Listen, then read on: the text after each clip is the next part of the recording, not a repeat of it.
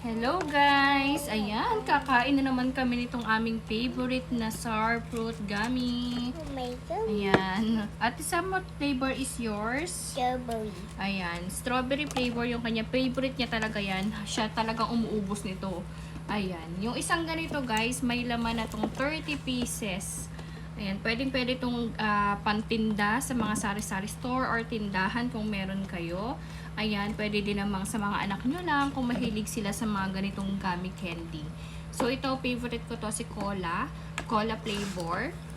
Ayan, yung isang flavor namin dito ay strawberry, tsaka ito ay blueberry. So, ayan. Meron din kami nito sa tindahan namin. Naglagay din ako doon. At mabenta siya sa mga bata, guys. Yung isang ganito, binibenta ko siya ng 6 pesos. Yung isang ganito, guys, may laman siyang 8 pieces. 2, 4, 6, 8. Ayan.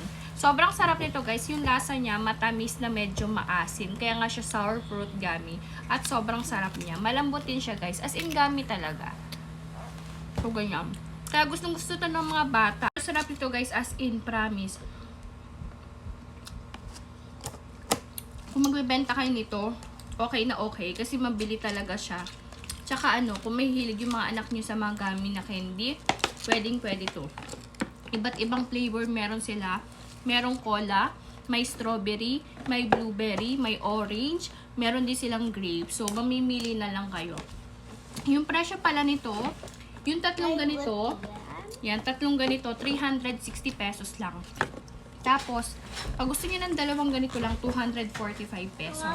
So, 30 pieces ang laman ng isang bundle, kaya sulit na sulit. So, kung gusto niyo guys, ilalagay ko yung link sa yellow basket. Check out na kayo.